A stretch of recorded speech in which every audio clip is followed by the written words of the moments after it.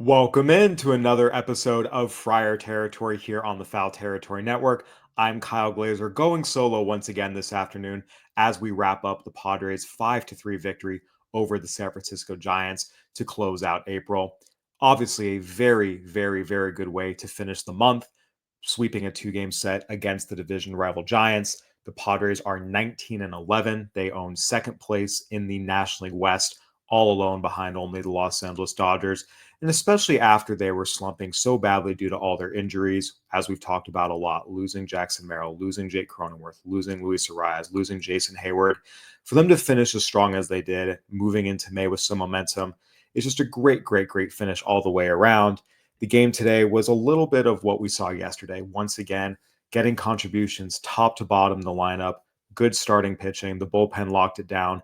That's been the all-around formula that has worked for the Padres all season long, and we saw it again here today, sweeping the Giants in this two-game series. Anytime you beat a division rival, it's a little bit extra special, especially when that division rival is one that you know you will be fighting all season long in the standings. Again, to beat Logan Webb on Tuesday was a really, really, really impressive turnaround for the Padres offense. Today against Landon Roop, once again, they jumped out to an early lead, managed to keep it. Giants were able to score a little bit against the Padres bullpen, but when push came to shove, they held firm. They win 5-3 as a result and head into May on a high note. I really want to focus on the offense today because I think one of the things we talked about that was so critical about getting Arise and Hayward back in the lineup is it just changes the entire offensive dynamic. Guys are in better positions in the order that they're just more suited for. It changes the way pitchers have to maneuver through the lineup. And it's not a coincidence that in the opener against the Giants, we saw 11 hits, 7 runs, 8 different players reach base, one of whom, the only one who didn't was Fernando Tatis Jr. And again, the fact that the Padres were able to score 7 runs and knock out 11 hits with Fernando Tatis Jr. having an off day was a really, really good sign because he'd been carrying this offense through so much of the season and in some cases not really having much help. Today, once again, we saw contributions up and down the lineup. Fernando Tatis Jr., 3 for 4 out of the leadoff spot. Luis Arias, 2 for 4 with a triple out of the number 2 spot. Elias Diaz, 2 for 4 with a home run out of the number 9 spot. And once again, we saw just good approaches up and down the lineup. Manny Machado had an RBI. Jose Iglesias had an RBI. Tyler Wade had an RBI. Padres pounded out 10 hits today. And following their 11-hit performance against the Giants in the opener of the series, this was the first time that the Padres had double-digit hits in back-to-back games since April 13th and 14th. So it'd been a little bit since they'd had 2 games in a row in which they were consistently pounding out hits throughout the entire game, getting contributions up and down the lineup. These last 2 games were really the Padres' best offensive performance we've seen over the last 2 weeks. And it's just really, really encouraging and promising to see, again, the contributions up and down the lineup. We've talked about it so much. You feel good about the top 5 or 6 hitters in this Padres lineup when everyone is healthy. But the bottom of the lineup is a little bit of a concern. There's a lack of depth. So when you get those contributions at the bottom, it's so important. And I think we have to really give a lot of credit to Tyler Wade and Jose Iglesias. As I mentioned, each of them had a hit and RBI today. Iglesias hitting 278, Wade hitting 289. That's all these guys need to do. Come up, make contact, hit for average, get on base, and be opportunistic driving in some runs. These are not guys who are going to go out and hit 20 bombs. They're not going to be hugely impactful hitters in terms of slug, but when you have guys throughout your lineup that can get on base, and especially in the case of Wade, wreak some havoc on the bases, it really helps. That's all you need at the bottom of your lineup. I think the other thing that was a big takeaway from the Padres this series was their success hitting with 2 outs. So the Padres had 3 runs today that they scored were on 2-out base hits. And this has been a constant theme for them throughout the season. This has been one of the better hitting teams with 2 outs in Major League Baseball. As a team, the Padres are hitting 276 with a 794 OPS with 2 outs. Both those marks are second best in baseball. So we've seen this team consistently be able to string together rallies. We saw it last night in the first inning against Logan Webb. All 3 runs in their first inning came with 2 outs. Again, 3 more runs with 2 outs today. And it's just a really, really promising trend for this team that they're able to extend innings, keep the pitcher working. There's no easy outs when this team is fully functioning, when everyone is healthy and performing. The approaches are right. Everyone's locked in, not pressing. And we saw that the last two nights. Again, contributions up and down the lineup, a lot of production with two outs. They wear opposing pitchers down, and we've seen them do that all year in the batter's box. We've seen them do that all year on the base paths.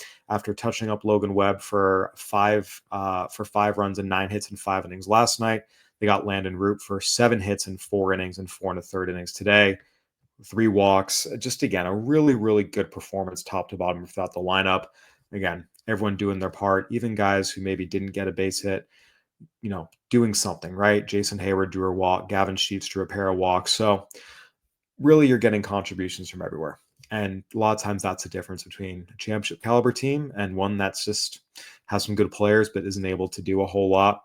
I think it's also really, really important to highlight the pitching because again, this goes back to this was a complete effort today, the offense doing its part. Michael King has once again just stepped up and been a really, really, really big piece of the Padres as we saw last year. And once again this year, him and Nick Pivetta have really taken the reins and been the leaders of this starting rotation. Michael King today, 5 1/3 innings, 3 hits, 1 run, 3 walks, 6 strikeouts. Ran into a little bit of trouble in the sixth, but on the whole, got the job done. Fastball looked great. Velocity on the fastball was up a little bit, was able to get some swings and misses against some really good Giants hitters. Once again, the Padres got him an early lead, scoring a run in the second, a run in the third, run in the fifth. He held it down, made sure that the Giants never really threatened as long as he was on the mound. Again, they got to him a little bit in the sixth inning, but nothing where you were overly concerned about it. And I think what's been really, really great to see from both Michael King and Nick Pivetta is just how consistent they've been, but also how much they've given the Padres big starts and big spots. One of the things that's been really impressive looking at Nick Pavetta's start last night is each of his last 3 outings have come following a Padres loss, and he's gone out and won the game. So Nick Pavetta has been a stopper. Michael King, who again was a top 10 finisher in Cy Award voting last year, has been pretty consistent all year as well. Again, he had a rough opening day start, but outside of that, it's been really solid all the way around, continues to have another great season, and really is establishing himself as a true number 1 or 2 caliber starter that is going to be able to give you good quality innings against good teams, pitch deep into games. And again, his pitch count was a little bit elevated today. We see that sometimes with him. Just there's so much movement on his stuff that sometimes he'll get into some deeper counts, but at the end of the day, he gets the job done. And the bullpen, as we talked about, this has been the best bullpen in baseball, start to finish throughout the year. Jeremiah Estrada did give up another run today, second straight day. He's given up a run, so something to monitor. But Adrian Morejon again came in, was nails. Jason Adams served up a solo home run, but again, nothing that was too big of a deal. Robert Suarez comes back out, another scoreless outing with a pair of strikeouts to finish it with a flourish. This has been an incredible effort by the Padres pitching staff this month. We've talked about the offense just not always being consistent just as a result of all the injuries they suffered, but now that they're starting to get their guys back, we're seeing them start to hit again. As I mentioned, double-digit hits 2 games in a row for the first time in 2+ weeks. So a positive sign all around. But this pitching staff, to a man, has for the most part been dominant. The Padres, after today, have a 2.86 ERA, second in the major leagues behind only the Mets. We've talked about how dominant they've been at home. They've been solid on the road. And when you look at this Padres team and say, how are they 19-11 with all the injuries they've suffered? You really have to tip your cap to the pitching staff first and foremost. And again, there's been a lot of big contributors. Fernando Tatis Jr., as we've talked about, is playing like an MVP contender. Manny Machado has had a really good first month. And even when he went into a little bit of a slump with the bat, he's been playing great defense at third base. He made 2 exceptional plays today.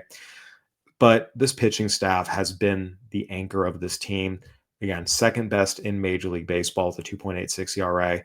The bullpen's been great. The rotation, I think, especially when you consider the fact that Dylan Cease has not been his best self. Yu Darvish is still hurt. Joe Musgrove obviously is missing the entire season. And for this team to still have the second lowest ERA in baseball, again, just a testament to Ruben Niebla, a testament to all the pitchers on the staff, to a man top to bottom. It's been a really, really impressive performance. And that's a big reason why the Padres are 19-11 and sitting very, very pretty. We're going to take a quick break here to hear a word from our sponsors. Then we're going to look ahead what comes next and also take a look at just the bigger picture about where the Padres stand, what the big takeaways from April were, and dive into what's next as they head out on a 9-game road trip. Once again, quick word from our sponsor, Arena Club. For the card collectors out there, you got to check out Arena Club. I've got a showroom, AJ's got a showroom, and it's become a place where you can basically do everything digitally and physically in the hobby. Absolutely. You can get cards. They'll grade them for you. They come in the plastic. If you want to physically get them so they don't show up like this card that's all bent that Scott, for some reason, decided instead they show up nice, like the exact same card. Look how perfect this one is. That's how Arena Club sends them to you. They'll even encase them for you so they don't get messed up in transit. So Arena Club's your one-stop shop for any baseball card, football card, any card needs that you might have. And you should check out slab packs. You can rip a pack for hundreds of dollars or less and hit on a card that's worth tens of thousands of dollars. I'll take those odds. Right now, you can get 20% off your first slab pack or your first card purchase by going to arenaclub.com/foul. That's code FOUL once you get there. arenaclub.com/FOUL, code FOUL. All right, welcome back to Friar Territory here on the Foul Territory Network. I'm Kyle Glaser. We talked a lot about the Padres win over the Giants today, 5-3. Again, contributions up and down the lineup from Tatis in the leadoff spot all the way down to Diaz at the number 9 spot. Michael King turning in another solid start. He moves to 4-1 with a 2.09 ERA on the year. Talked about their production with two outs. The Padres had 9 2-out RBIs this series, including 3 today. Taking a step back and looking at the big picture, they're 19-11 going into May. And I think it's really, really important to give this team credit. Again, we've seen a little bit of the roller coaster getting off to the 7-0 start, the best start in franchise history, extending that to 15-4. And then the injuries hit. They slumped. They were on a 4-game losing streak. They got swept by the Rays at home, in which they were really, really struggling to score. And there were some concerns, but they were able to finish strong. And we've seen that with this team, both in terms of individual games, their ability to come back from deficits or when the score is tied late in games over and over and over. And we saw that on a larger scale here, finishing the month on a high note with 2 wins against the Giants, both of which they jumped out to an early lead. And we all know with the pitching staff they have, that's a formula for success. I think it's important to note that this team had a very, very, very difficult schedule in April. And for them to come out of it 19-11 is really, really impressive. Padres had series against the Braves, the Guardians, the Cubs, the Astros, the Tigers, the Giants, the Rays, all teams that were either playoff teams last year or are firmly expected to be in contention this year, and so far are in contention. This was not an easy schedule. April was always going to be a bit of a test for the Padres, and you can, of course, loop the first couple games that took place in March in there as well. And for them to go 19-11, especially given the injuries they suffered, especially not having Yu Darvish at any point, it's a really, really impressive showing. Again, there's been ups and downs. There's been some games or moments here that haven't been pretty. Talk about the slump they went through, but that's going to happen over the course of the season. And when you zoom out and look at the total picture, for the Padres to go 19-11 this month with the schedule they had is an absolute win. It is a huge, huge, huge feather in their cap and positions them really, really, really well going into May. And they're in a great spot. If you look at the Padres' schedule, things ease up quite a bit in May for them. It starts with this 9-game road trip. And again, going on the road is never easy, but it's of their next 12 games, 3 against the Pirates, 3 against the Rockies, 3 against the Angels, all teams that are really, really, really struggling and frankly don't have many weapons to counteract everything the Padres can throw at them. The Padres are not going to face Paul Skeens when they go to Pittsburgh. That is huge. The Rockies are the worst team in baseball right now, record-wise.